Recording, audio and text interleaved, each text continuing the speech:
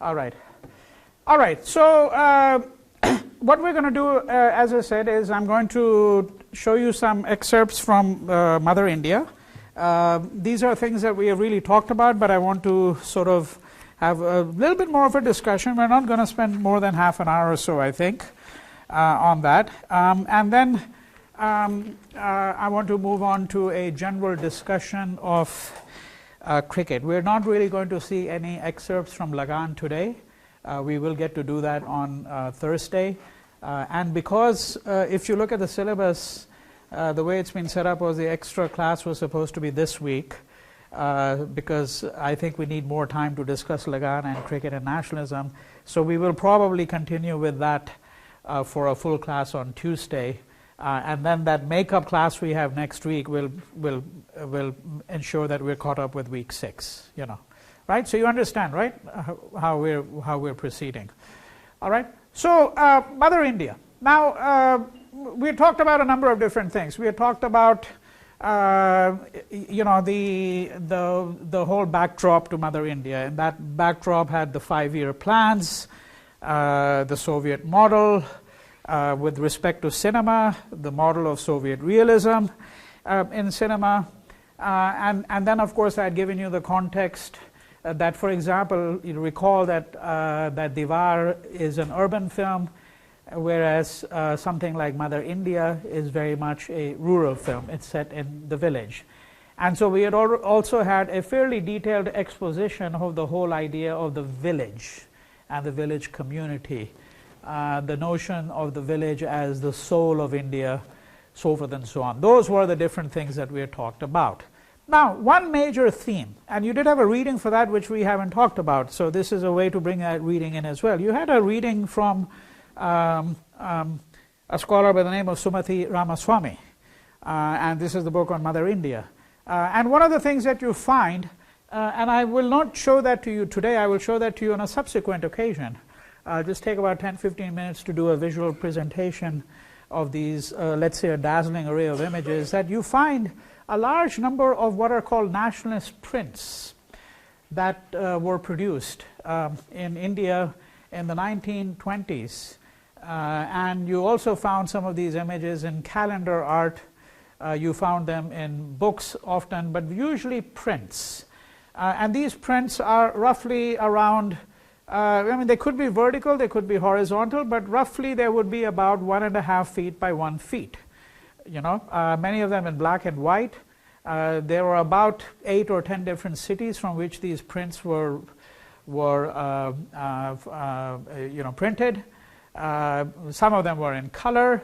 The most prolific image I would say that you find is that of Gandhi, beginning in 1920 until his assassination in 1948.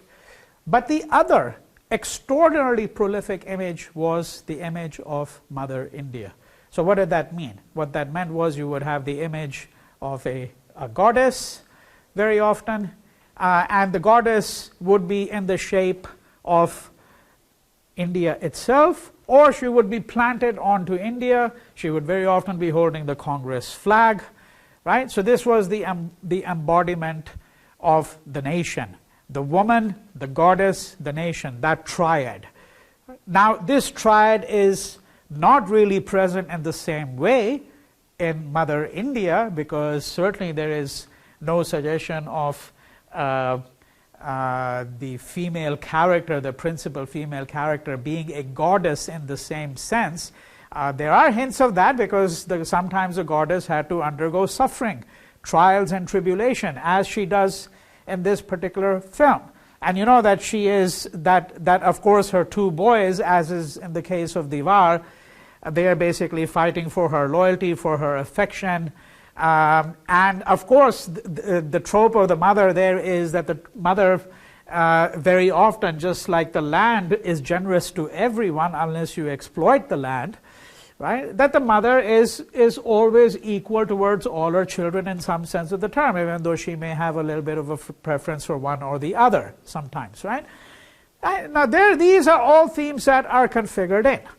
And what we're interested in here is this notion of this idea of Mother India, right? So as I've said, both the nation, embodying the concept of the mother, and the woman herself embodying the concept of the nation.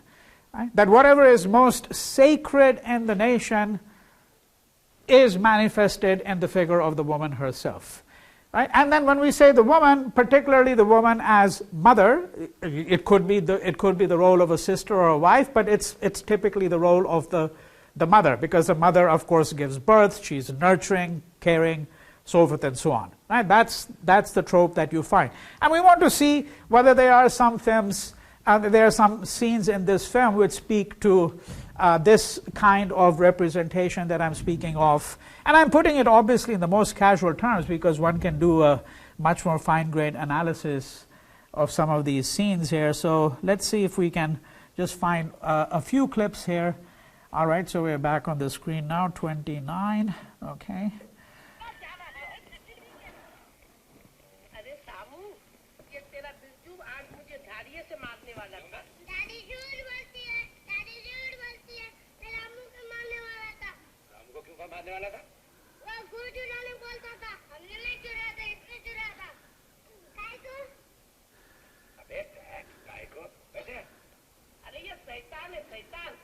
Notice she's in the background. Don't forget her. She's feeding the youngest one, right? So he's finished eating.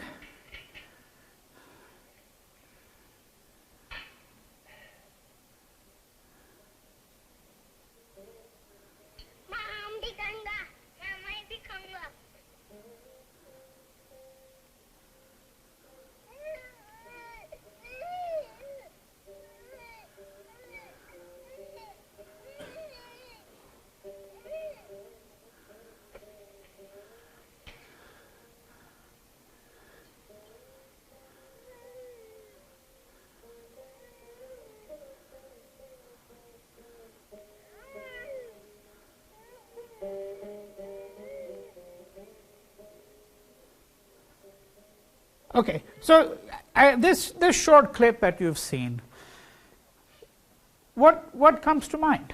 I mean, I've more or less sort of laid it out for you, but what comes to mind? Huh? Sacrifice, yeah, of course, yeah. Sacrifice would be probably the first and foremost thought that would come to mind. Anything else? And legitimately so, of course, right? Anything else? Yeah? I was surprised that, I guess it was Birju, calls his grandmother a liar, and he doesn't get, there's no consequence for that.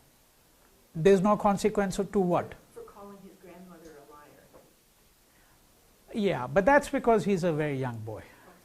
Yeah, children are forgiven everything. That's the whole. That nobody watching this in India would be taken by surprise by that. There are all kinds of protocols for children which are very different than protocols for adults. So I'll give you a very different illustration. As in French, in Hindi, the word you. Okay, so in English, I would use the you for everyone, whether they're younger than me or older than me, right? Now, in Hindi, you have tu, tum, and aap. You have three different forms of you. And with someone who's older than me, for example, if I happen to meet Chancellor Jean Bloch after the end of the class, and I addressed him in Hindi, let's say he was an Indian, I wouldn't say tum, I'd say aap. Because that's the honorific form. That's the honorific form. Tum is what you use with friends very often, or those who are equal to you, peers. Tu is what you use with inferiors, and guess who? Gods and goddesses. You do not address a god as aap. No. Tu. Very often, there's a very interesting, if you see this film, Sholay, for example, okay, you'll see scenes of that very clearly. And even in Deewaar, for those of you who know Hindi, listen to the way in which Vijay speaks to the god or goddess, as it were, in the scene at the end. All right, so it's the familial form. And you can use it with people who are very inferior to you, people who are children, much younger to you, and you use it with gods and goddesses. Because in fact, actually, a child is really, really a god. Children are meant to be treated as gods. And that's one reason why he can get away with that. So there's no element of surprise there really for an Indian audience. Now, if you were, let's say, a political economist, or an economist such as Amartya Sen, and you watching this scene, you would derive a very different conclusion than simply the one about sacrifice, which is correct, that the scene is really ultimately about that. Which is that, there is, and our course is not really about the condition of women in South Asia today. And I say South Asia deliberately because this is the condition, this particular problem that I'm addressing here now is a problem not just unique to India, but it's found all over South Asia. It's found in Pakistan, in Nepal, in Bangladesh as well. That they have found that in many households, and particularly in rural households, the norm for a long time has always been that the man eats first, and then the children, and then the woman. And very often what this has meant is neglect of the female, and this has consequences for female health, maternal mortality, all things of that kind. Right? That is the other thing that's going on here, because of course you'd have to ask what is the protocol here, why this particular convention. Is this another manifestation of the whole problem of patriarchy in South Asian culture, or at least this particular variant of patriarchy in South Asian culture, so forth and so on. Right? Okay, yes? How did this culture start? How did what? How did this culture start? How did this culture start? Well, we don't necessarily know the origins. We don't necessarily know the origins of all of these practices. I mean, some people have put it down to texts and what you might describe as certain social hierarchies. But no, actually, I would offer a much simpler explanation. And I would argue that probably the same was true in almost every society, including Western Europe and Eastern Europe, which were predominantly agricultural at one point in time. If your societies that are predominantly agricultural, for example, there is a stated preference for boys over girls, and then this manifests itself in various aspects of life, including how you parcel out food, particularly when you have food shortages, because here you're clearly speaking about a situation where there is a food shortage, right? And that itself is based on the supposition that the hard work of tilling the land and so forth and so on will largely be done by the man, so therefore he needs to be better fed before others are fed in the family, right? That would be, but again, that's we don't want to get into a fine-grained analysis of that, because that will really take us off the track. But I'm showing you this because, of course, here the question is whether she is also a stand-in for the nation. That just as she is sacrificing, so remember, this is done in the aftermath of independence. The opening shots of the film have already set the scenario. This is a country which is now wedded to the whole ethos of development. And what did development require of its subjects of the nation? It required sacrifice. In fact, I will not develop this argument at very great length here today, because if I did so, we'd have to spend the entire lecture on that. But I have argued in a number of writings, as have a few other scholars, that development was, in fact, in many ways, a form of genocide. Because what development required was that people should ultimately give up everything for the nation. And we know that the consequences of development were extraordinarily uneven, that there were some people who benefit enormous amount, and then there were others who didn't. So, when, for example, in China, very recently, over the last couple of decades, you might have heard about this big Three Gorges River Dam project, which led to a displacement of 20-30 million people. Who do you think gets displaced when development projects takes place? People who are poor, working class, tribals. It is never the wealthy and the rich who get displaced by projects of development anywhere in the world. All right? And unlike the victims of other forms of atrocities, the victims of development are not even recognized as victims. They are recognized as martyrs to the cause of the development of the nation. Right? There's no memorial to the victims of development anywhere in the world that you can go to. Although there have been statistical studies that have been done which have shown that worldwide, post-World War II, you can estimate that 50 million people at least have been killed as a consequence of development projects, and the number who have been displaced would run into several hundred million all over the world if you put all the figures together. I mean, there have been large number of development projects in India which have displaced a huge number of people as well.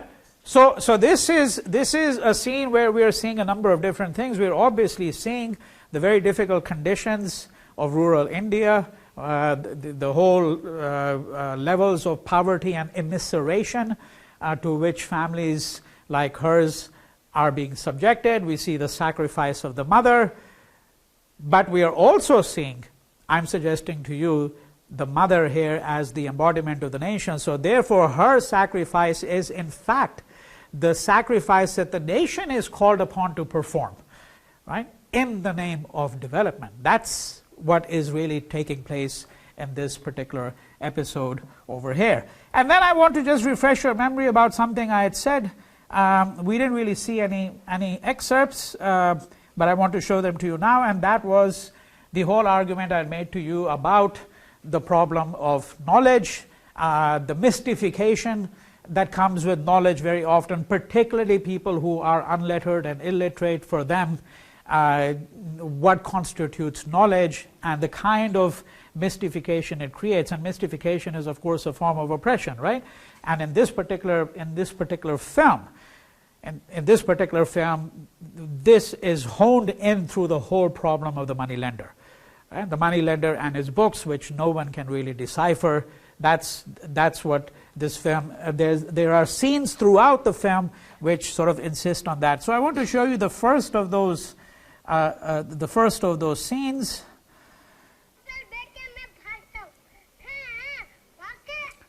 The timings are a little bit off from what I've written because it depends on the particular print.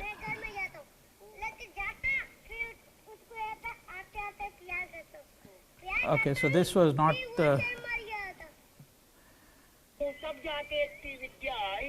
Yeah.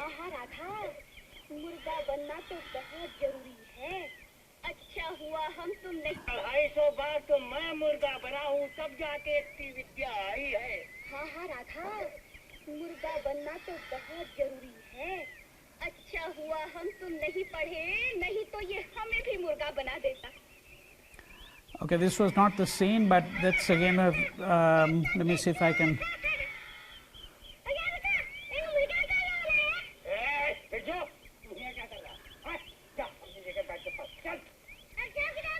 By the way, this particular, becoming a cock murga banna, this was a very common form of punishment that used to be handed out in Indian schools.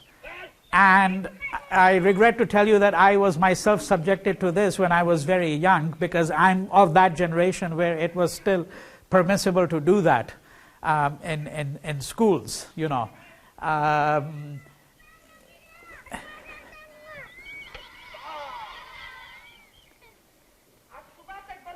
So this particular scene, okay, where he's bound to the post. I'll get to that knowledge thing in a moment. So one person in their journals, I haven't read all of them, said that it seemed like a very cruel punishment, okay, for this boy to tie them to the post. Is there anyone here who can think of some other context that comes to mind?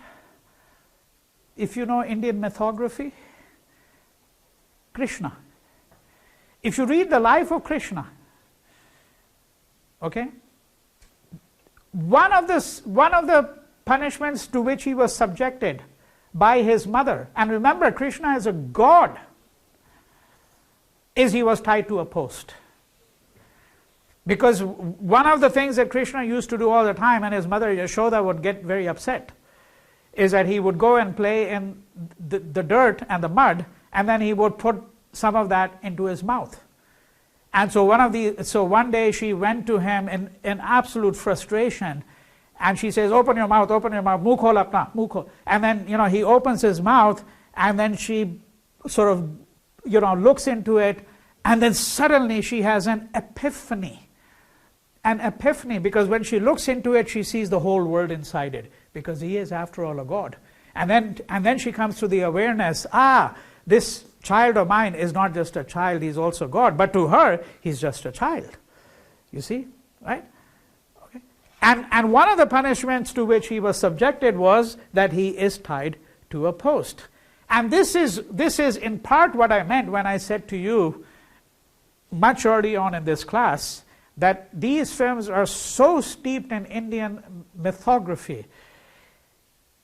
And, a viewer may or may not recognize it, and I'm not saying that every viewer would necessarily make that link. I mean, the minute I mentioned it to a viewer in India, they probably would, but there's no question in my mind that this is what informs the, if I may put it this way, the mental makeup, both of the filmmaker and the audience that is watching this particular film.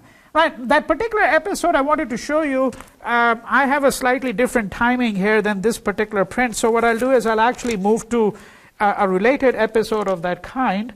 But before I do that, I want to just show the scene where he's taunted. Okay, so watch this scene carefully.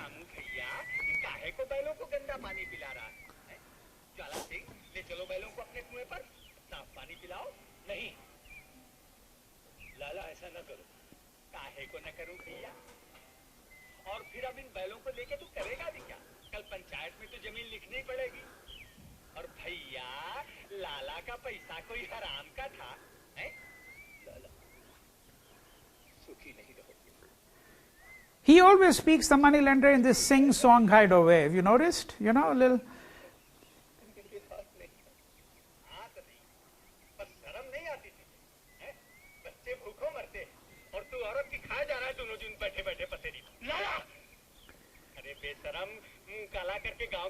Why do I mention that? And we're going to continue with this for a minute, but I want to just interject, because what is the taunt? The taunt is, you're shameless because you're living off your wife.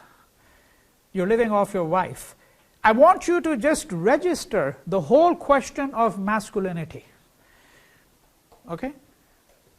What are the various ways in which you have a discourse of masculinity in this film as well? Or the lack of masculinity, because of course the problem with him, right, as is the problem, by the way, with the father of Vijay and Ravi and Deewaar, is they both abscond.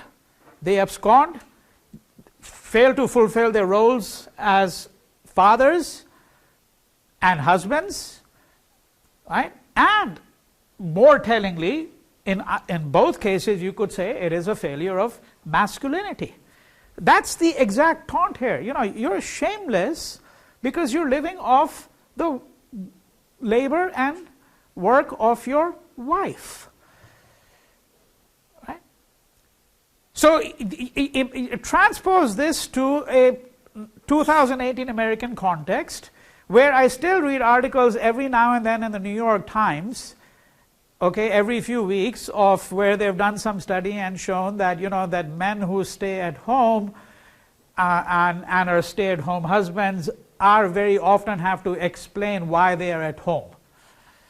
All right, why they are at home, because the supposition, of course, is that the man should be out there, earning bread for the family, or whatever phrase you prefer. Right? In other words, again, this may not be particular to this context, but here, of course, the taunt has a special, we find that it has a special poignancy of its own, because, of course, one of the reasons why he cannot labor and so on is because he's handicapped, right?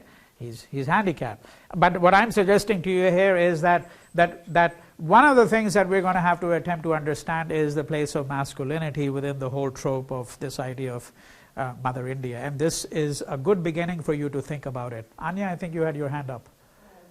Oh, I thought you did. Okay, yeah. All right, let's continue with this for just another moment because there are a couple of other interesting things that emerge from it.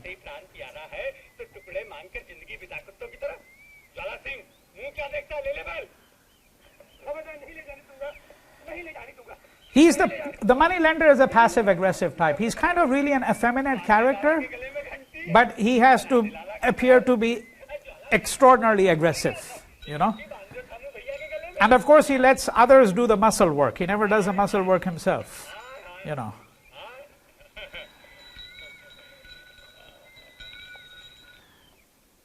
Okay. And so this is what is now going to lead to his departure from the home. You know, there's a scene which we have talked about before where he's going to leave in the middle of the night, and so, you know, by the way, you understand the significance of that, right? The bells that have been placed around it are the bells that are placed around the oxen. So he's been reduced to animal status, as it were. He himself has become the oxen now, so to speak, right? So that is of course particularly humiliating for him, right? All right, and let me see if I can, as I said, get to the scene now with the with the account books, because that is, I think, quite important.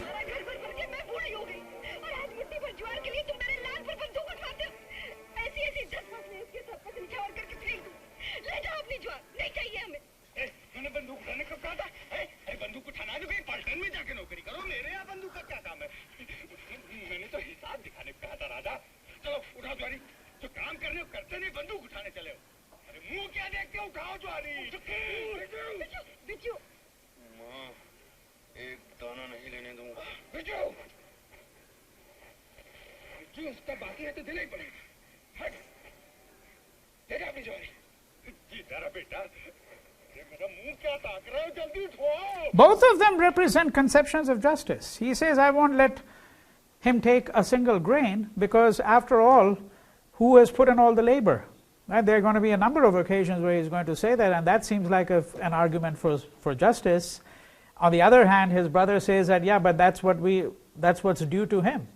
You know, that if three-fourths of the grain is what we had agreed to give, you know, when their mother put her thumb impression on the document, right? Well, then that's what we owe them. So they're both representing. It's not as though one represents justice and the other represents injustice, right? So there's an interesting question here. You know, how does one think about justice, and what are the different conceptions of justice that you find in this film?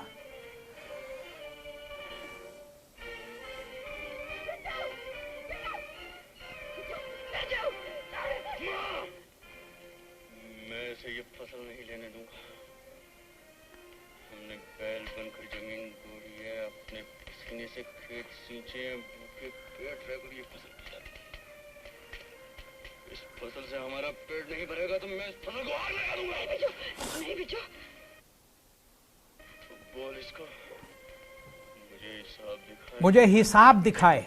Let him show me the accounts.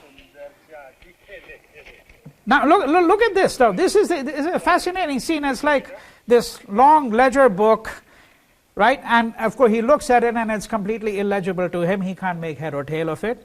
There probably isn't anything in it anyhow. This is mystification.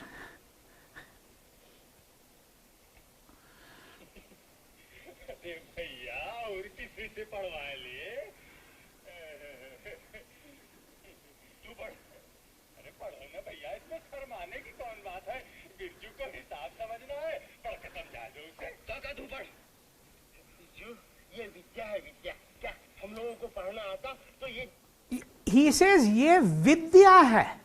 The word vidya is knowledge. It's not information. Vidya, you know. from, by the way, etymologically related to the word Veda. This is Vidya, this is knowledge. Knowledge is what you hold up in great regard, what you venerate, what you worship. And of course the moneylender is passing this off as, he's passing this off as knowledge. What it is frankly is mumbo jumbo. It's mumbo jumbo, it's mystification, it's account. I mean, we can do other fine-grained analysis too, because yes, I mean, maybe there's some accounts there. And by the way, that the word statistics is etymologically related to the word state, because of course the statistics do in some ways the work of the state, if I may put it this way, right? They actually uphold also the status quo. So this is all implied if you start to think about what is really going on here. And I'm suggesting to you yet another thing in addition to everything I mentioned here, because I pointed out to you that one of the interesting overlaps between Deewaar and Mother India, apart from all the others that we have seen, the same similar structure, two boys, their mother, the absent father, etc., etc. It's the writing. It's the act of writing. Because what you have to remember is that these were societies that were based on the notion of status, not contract. When you have writing, you have moved into the realm of contract. And when you have moved into the realm of contract, it means that this is now something that can be adjudicated in a court of law. Which is why he always holds out the threat. Sukhiram, the moneylender, Sukhilala is always holding out the threat. If you go too far, I'm going to call the police. I'm going to call the police, and let's see what happens. If I drag you to court, will you have anything left? You're going to be stripped down to your bare bones, etc., etc. Right? Because a contract is something that you can enforce in a court of law. Status is something you cannot enforce in a court of law. What do I mean by status? That if you have 100 people in this village, we know what the social relationships between the people in the village are. One person is a Brahmin, therefore that person is a certain status. And status is a matter of ascription. That is that this is the position that you have ascribed to them because of their caste, or whatever the considerations might be. Right? And they hold that status in that village. And this also explains and suggests to us why caste mobility becomes very difficult in many of these kinds of situations. So you're a Dalit, let's say you're a Dalit here, a lower caste person living in this village, and you're playing the lottery, and you win, the equivalent of $100,000 in a lottery. And you come back to the village, and you now build yourself a grand house. The problem is that even though you have now risen to a high class, you are still lower caste. You cannot escape the fact that you are a Dalit.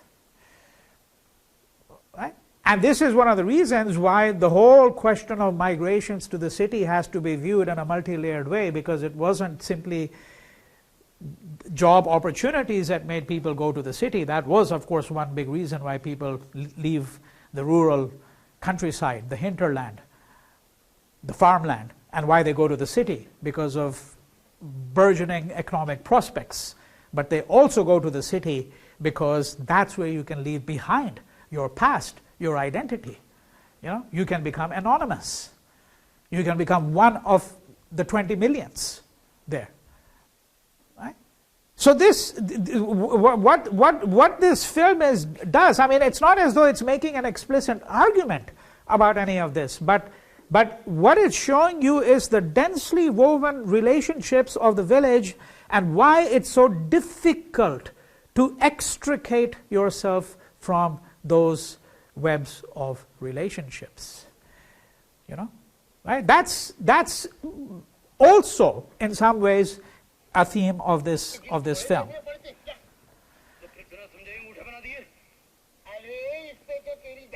So he says that you signed it without even reading. He says to this person that when this other man took a loan, right? Okay. All right, and so with this we're going to move to just one last scene, which is again a scene having to do with this whole question of Vidya and the moneylender's books and so on, and the sequence where Radha is going to defend Rupa and say she's the daughter of the village. All right, so let me just get to that last particular scene over there, 240. This is a little bit of that comic relief that I was talking about, you know.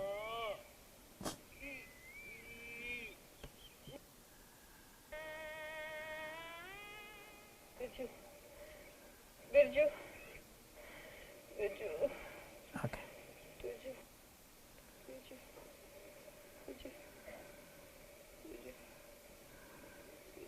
Radha बहन, ओ Radha बहन. अरे तेरी को बहन नहीं.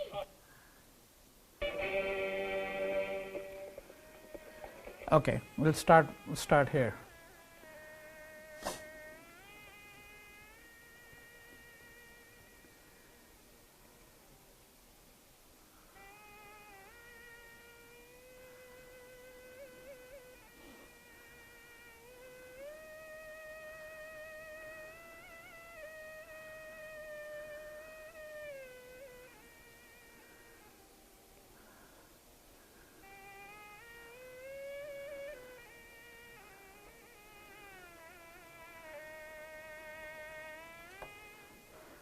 See, what does that scene suggest to you?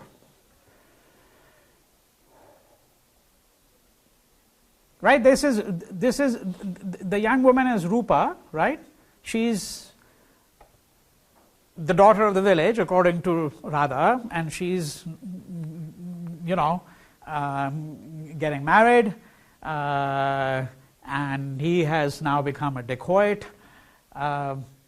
A number of you wrote about his becoming a dacoit as though this had happened very early on. It's only the last stretch. He's not a dacoit by profession or anything of that kind. I mean, just towards the very end, he takes to dacoity, right? Okay.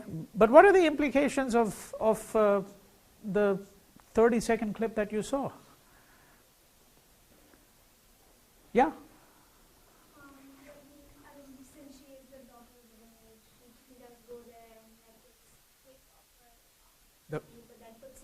Puts it back?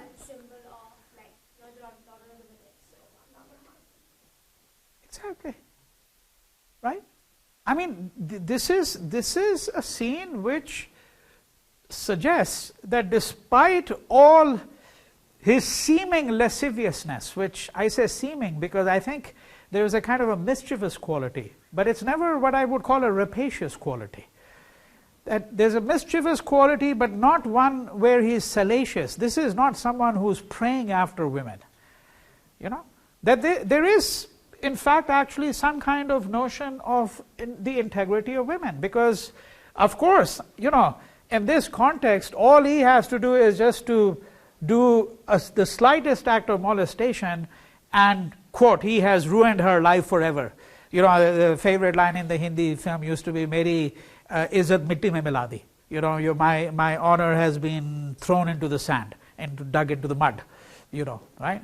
It's gone to pieces now. It can never be recovered, so forth and so on. That's all. Just the slightest touch of that, and all the characters would be howling there. But in fact, what he does is he takes off the veil.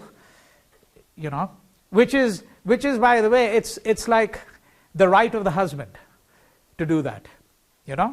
The first time. So he takes off the veil, sort of looks at her grimly, and then puts it back on her, and then says, as it were, off be with you. Right? So in fact, it suggests that he has some notion of the integrity of women. He understands the argument that his mother has posed about how she is in fact the daughter of the village, and that actually throughout the film, he retains some sense of justice. It may not be the sense of justice that others have, but he has some sense of justice throughout the film.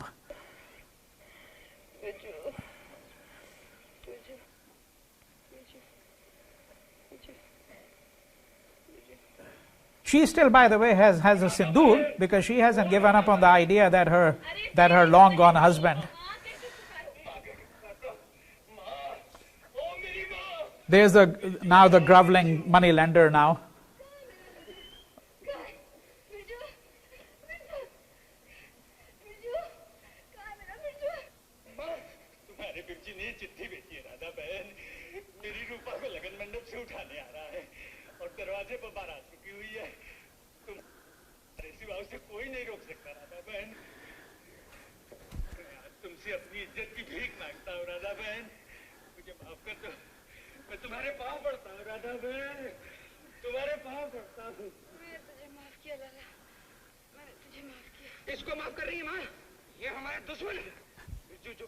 He's speaking like the other brother now. Yeah. How come you are forgiving him? This guy's our enemy. हमारा दुश्मन है ये. Village honor.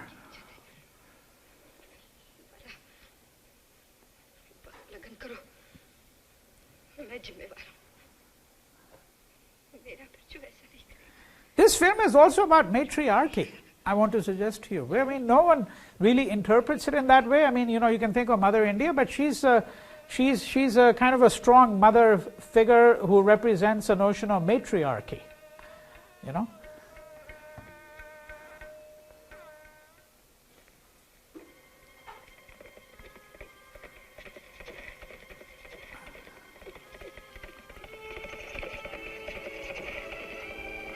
Okay, so he's going to come back to her. So we'll just skip that and just go to the last. I just want to see that scene with the.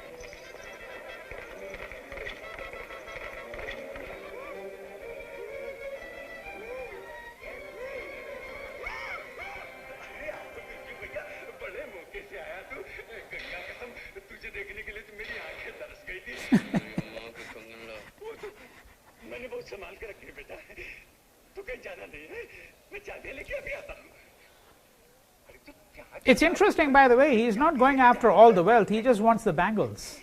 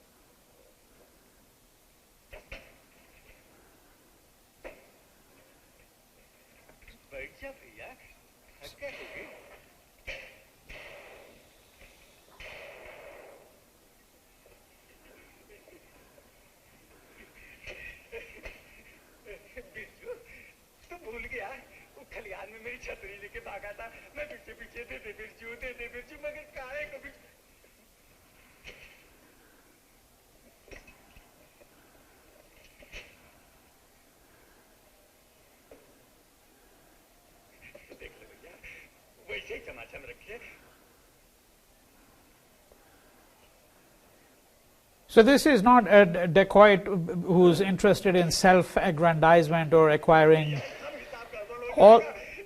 This is the scene now. And then he's going to.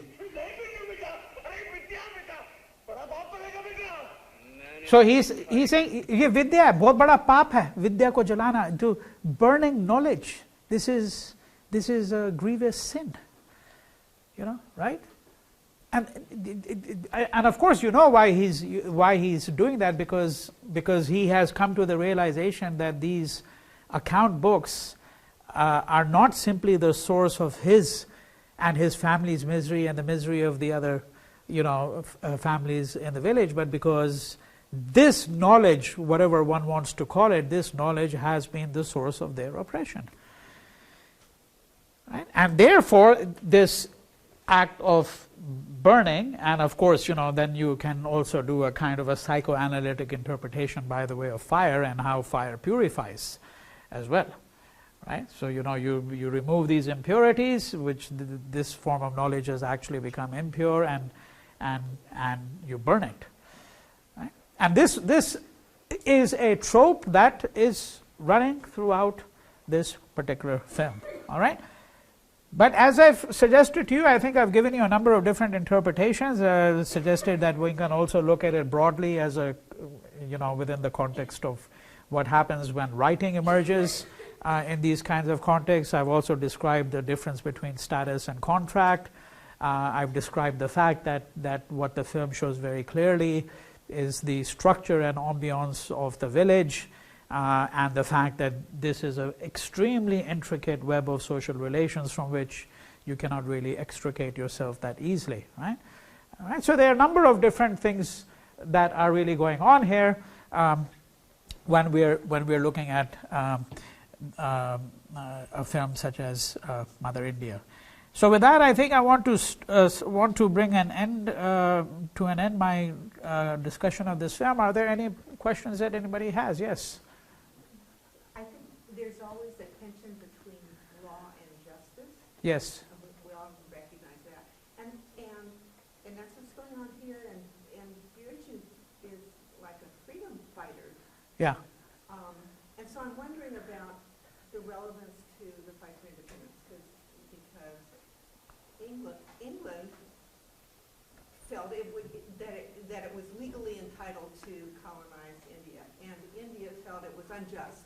Yes. So it seems like one theme is undermining or commingling with the other theme. I'm not sure. Well, there are a couple of different things. One is when you say that he's like a freedom fighter. So he's a freedom fighter in the sense what? That he's delivering the village from their source of oppression?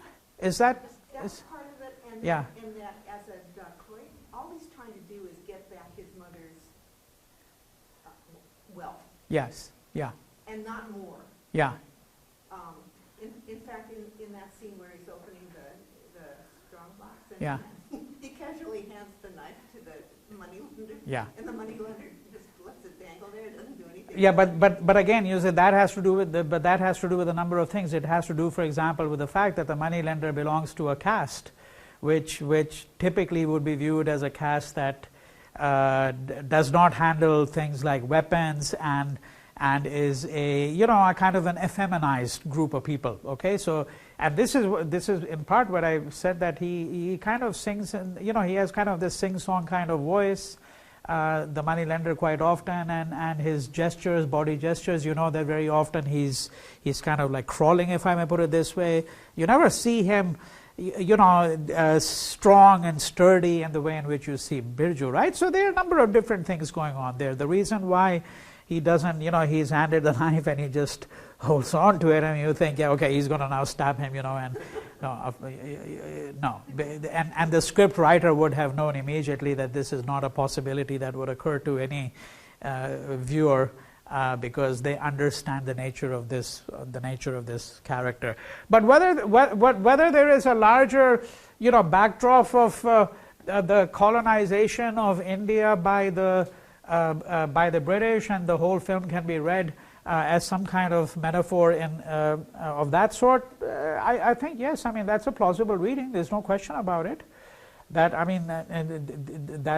that is precisely what I was trying to anticipate when I was pointing out that the whole narrative of Mother India begins in the 1920s, when I told you these nationalist prints came out, and you had the woman as the mother, as the personification of the nation, and so forth and so on. So there is certainly a history there, and many who saw this film would unquestionably have seen it in that light as well. In other words, they would have seen it not simply as a narrative about post-independent India and post-1947 development projects and the place of the woman in the making of the nation, so forth and so on. They would certainly have, in some ways, been thinking about the liberation of India itself, Yeah, no question about that. Any other comments or thoughts that anybody has before we move on to the next segment? All right. So with that, let me turn to the question of cricket. Okay. But before we do that, before we turn to Lagaan, which probably will not happen, I think we need to sort of have a broader understanding of some of the issues surrounding cricket. There are two great passions in India, I would say, in a general public sphere. One is cricket, one is Bollywood. Okay, those are the two great passions. So Lagaan, in that sense, you could say, was a perfect, opening. Brings in cricket. There's a film that Carol, you had pointed, my attention to. I sent an email to the class about the making of Lagaan. I only saw very small segments of it. It's a film on Netflix, 2 hour, 20 minutes documentary. So even the documentary on the making of Lagaan is very long. But one of the things that in the opening segments of it, the director of the film, Ashutosh Govarikar, says is that that there really hadn't been a Bollywood film on cricket, which by and large is true. There have been films since then. Certainly, there have been a number of films since then. Actually, a film called Iqbal, for example. But this would unquestionably have been, I would say, one of the first big films.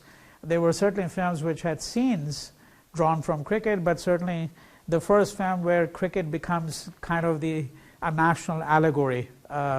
So now when I say that there are two big passions, I must also tell you what a friend of mine has said very often, and I think he's absolutely on the mark.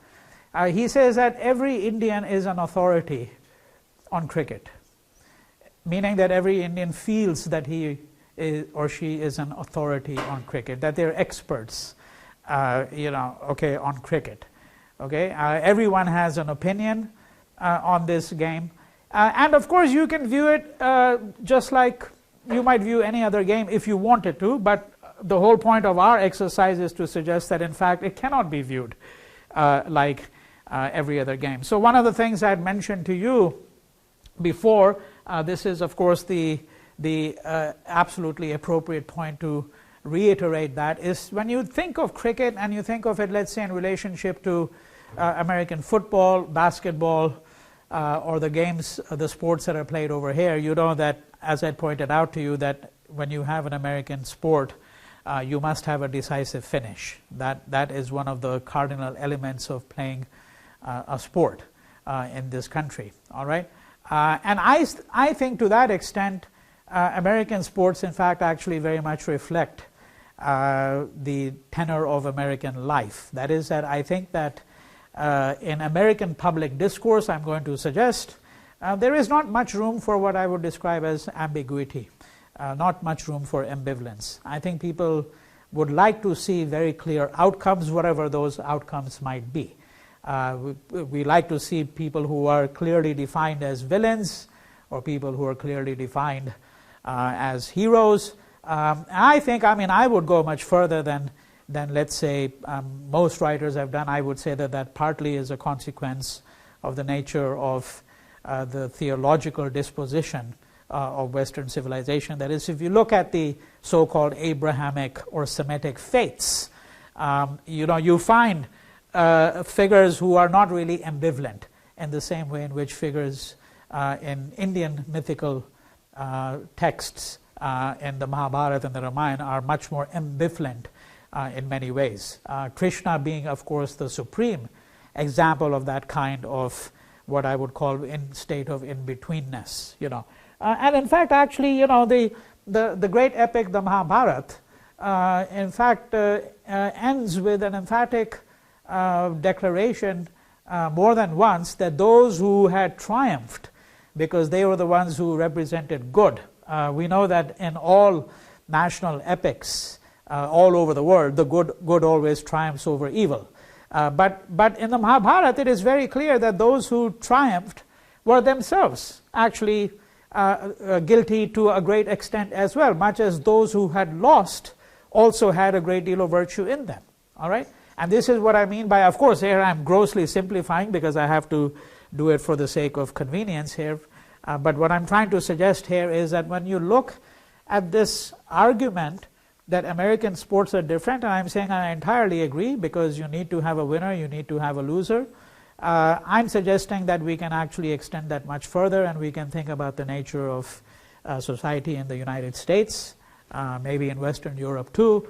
And I think that that in part has to do with the sort of the theological directions in which this civilization has moved for a period of time. However, you don't have to go along with all of that. Okay, you don't have to go along with that. What you do have to understand is that cricket is, in many ways, an open-ended game. Okay, the most explicit sense in which it's an open-ended game is that there is actually no decisive winner or loser. And for those of you who have seen Lagaan, which I hope is everyone in this class, of course, because if you haven't seen it, you're going to start to miss some of the nuances now that I'm going to really start to get into. You know that there are even in the clips that you see in this film, and you might think to yourself, oh, it's just a film, but it's trying to reflect some of the spirit of that game. So, for example, we can ask ourselves, what are the particular ways in which the idea of fairness works throughout the film, particularly when it gets to the game of cricket? Because there are clearly scenes which are intended to show that there were Britishers who were rather fair-minded. In fact, actually, if you see the last sequence of the film, the very last sequence of the film, when it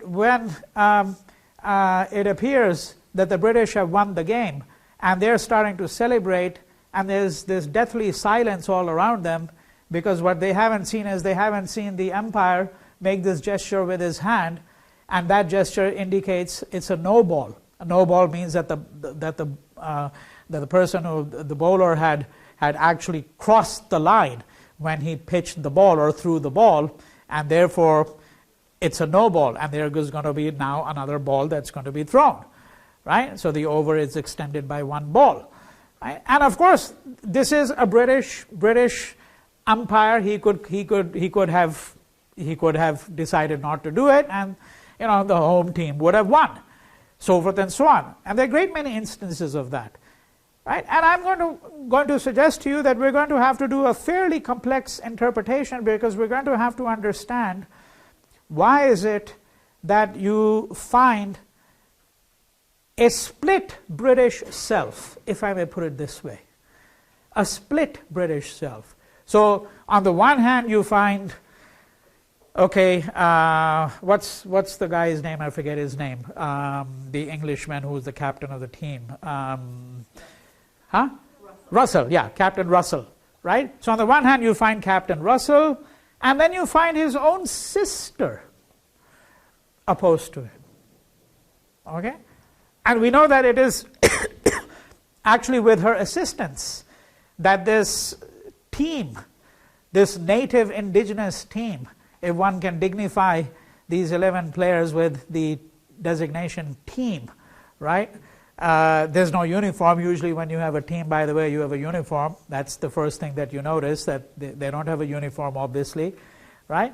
And obviously they've been collected from different stratas of, within that village.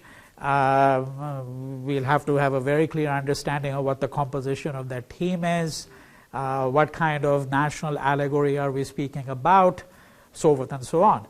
Right? But what's very interesting is that it is because of Elizabeth, Captain Russell's sister, that this team is now able to have some kind of understanding of the elements of cricket. Right? But I'm jumping ahead of the story. I'm only mentioning this to you because I'm suggesting to you that there is this kind of trope of fairness, and part of the open-endedness of the game is precisely this, that there are all kinds of conventions and rules. Now, every game has rules, but then there are also conventions. And sometimes these conventions may triumph over the rules, right? And the results might be indecisive. What if the game had ended in a draw? I ask myself that. Right? Because that is, by the way, the foremost possibility when you play Test cricket. That's the foremost possibility. If you ever go to Wisden, Wisden is the Bible of cricket. Okay, so CLR James refers to that. It's this huge Bible, 1,000 pages, crammed full of statistics. Now you can probably go to Wikipedia and it'll have much of that information. I suspect not all of it, but much of it. And you find that the majority of test matches, when a test series is played, usually end in draws. So if this had been a draw, what would have been the outcome? Would they have paid the tax or would they not have paid the tax? Right? All right? Now somehow that possibility was never countenanced. I mean, you think to yourself, somehow that possibility was never thought of. Right? And that would have been my first question to the director, of course. Right? Right? What we have to imagine that there could have been a draw, but of course, this is the narrative of nationalism, that in nationalism there is no draw. Right? Either you triumph and you achieve the nation state, or you get suppressed. The rebellion succeeds, or it is crushed. Right? And this is where you begin to see that this is, of course, now no longer just a film about cricket. It's obviously a film about something else. All right? Okay? So these are some of the opening shots that you have to think about when you're thinking about cricket. So what is cricket?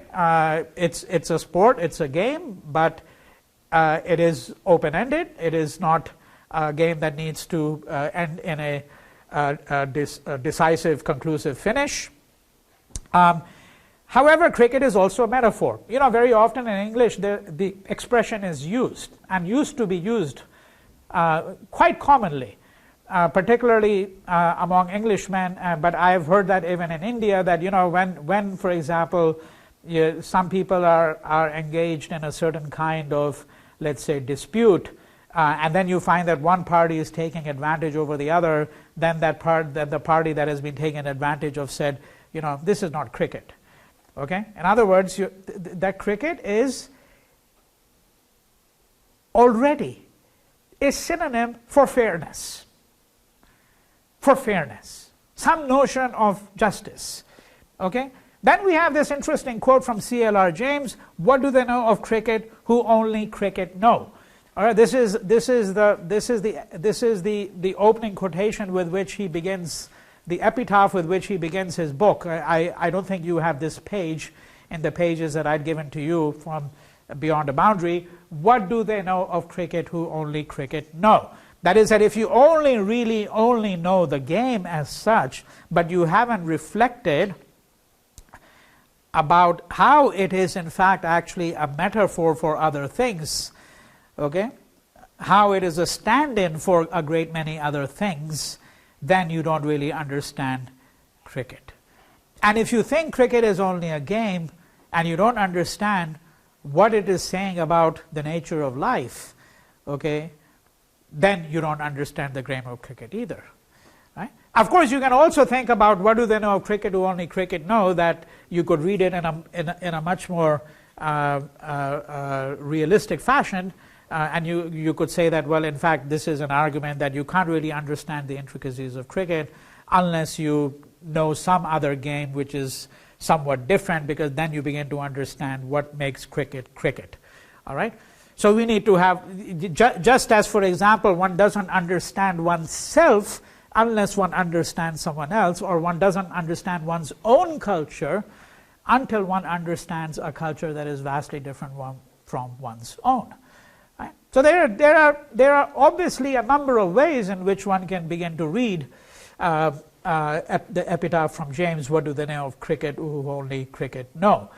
Now, cricket originated in England roughly in the late 17th century. I'm not going to give you a whole history of cricket here.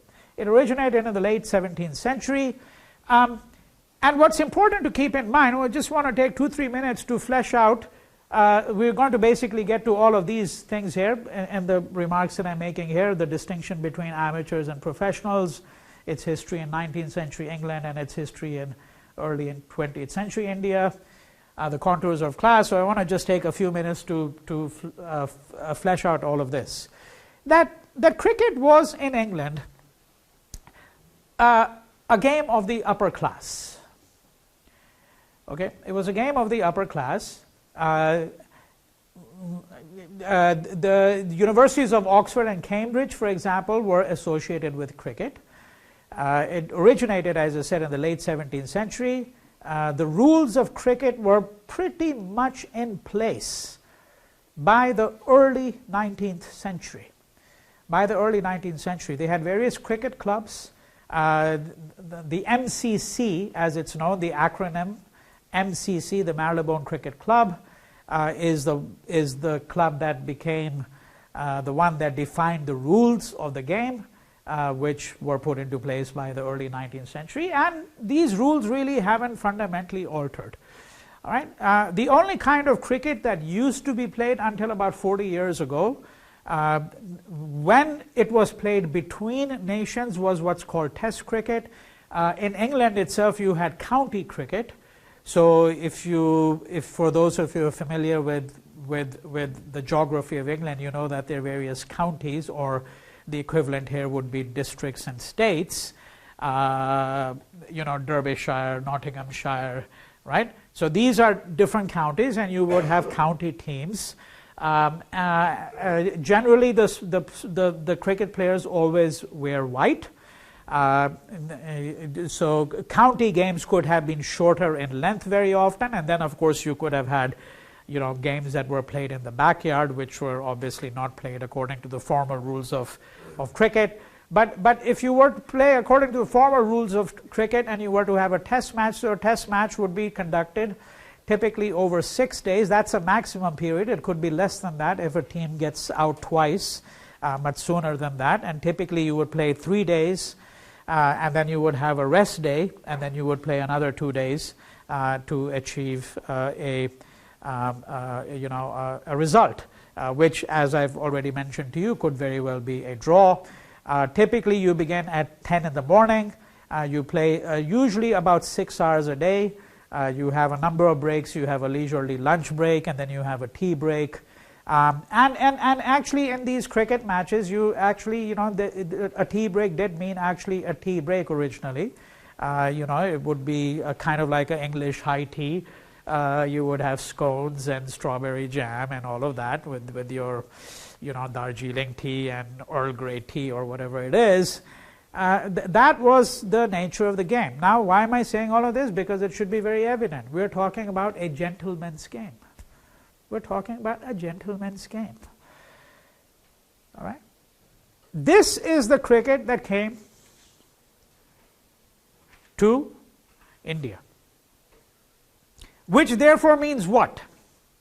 It means that the first people to play cricket in India were the aristocratic elite, the Maharajas, the princes, the Nawab of Patodi. In fact, the Indian cricket team used to be captained by a man. I'm talking about post-1947, by a man called the Nawab of Patodi. So Nawab is a ruler. That's a designation given to a Muslim ruler, not a Hindu ruler. Nawab of Patodi. Patodi is the name of the place. Okay? So this game was originally played by the elite. In England, of course, by the late 19th century, it had also transitioned to the middle classes. It had transitioned to the middle classes, and it did acquire a kind of a national fervor, which means that it had percolated to some degree down to the lower classes as well, but never quite, in the sense that in England the great opposition has been between cricket and football. Football. And the passions of football in England are of a completely different order. To understand that, you have to understand the passions of cricket in India. You cannot compare the passions of cricket in India with the passions of cricket in England. You can only compare it with the passions of football in England. There is an author whose work I recommend to you very highly. There have been lots of good books written about football, English football, the sociology of football. But there's a book by Bill Buford, B-U-F-O-R-D. The book is called Thugs. Thugs. It's basically a study of English football fans. Because if they are followers of Manchester or Manchester United or Arsenal or Liverpool, I don't know how many of you here follow English football, but these are some of the main teams. Some of these fans are so dedicated that they travel everywhere the team goes to, every single match. And very often they will go in huge numbers and strong numbers, and then of course they will create mayhem and a riot, right? And that's why they're called thugs. That's why the book is called Thugs, because these people actually will go and break up and smash a place if their team loses, for example. Sometimes when their team wins, out of exhilaration and joy, you know. Right? Those are the passions. Cricket did not excite those kinds of passions. However, cricket was in many ways a national game. And because it was the game of the empire, therefore, it became extremely important in the national sensibility. So that when England lost or won a cricket match or a test series, this became a matter of some concern to the English, even though, as I said, it did not excite the kind of passions that football did. Okay, well, we're going to have to stop here. I'm going to continue a little bit with this history, and then we'll move on to a discussion of Lagaan and its background, and we'll start seeing a few excerpts, okay, towards the end of next class.